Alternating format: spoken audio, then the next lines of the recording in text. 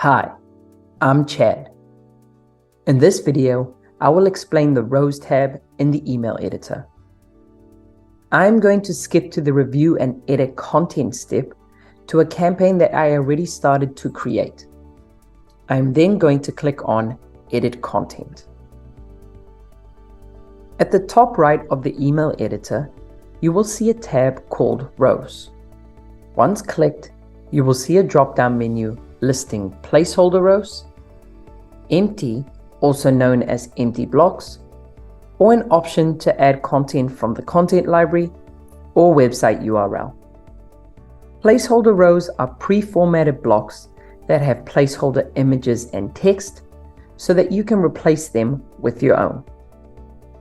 These placeholders allow you to quickly build a more advanced email. Empty blocks are empty rows to place in a template without any content inside them.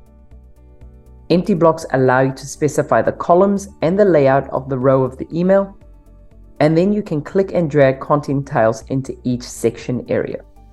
For example, if you click and drag this 2-section empty block, and then click on the Content Tile tab, you can drag a text tile and then an image or video tile into the block as well.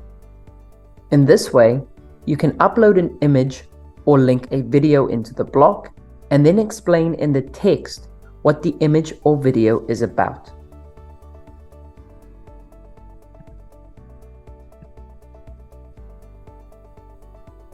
Adding a URL or content from the content library gives you two options. Sharing a URL will allow you to share a blog post from your website. You can paste the link in the text box,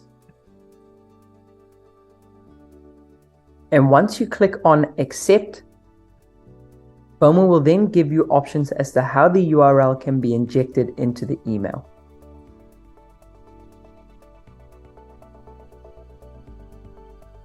Choosing the Content Library option will prompt a pop-up of the content library to appear. You will then be able to search for content as if you were looking through the content library. Once you click on Select,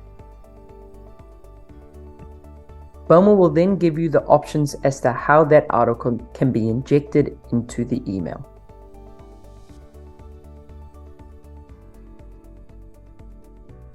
If you would like to learn more about the Rows tab, feel free to reach out to our support team on support@bomamarketing.com or use the chat bubble in your Boma account.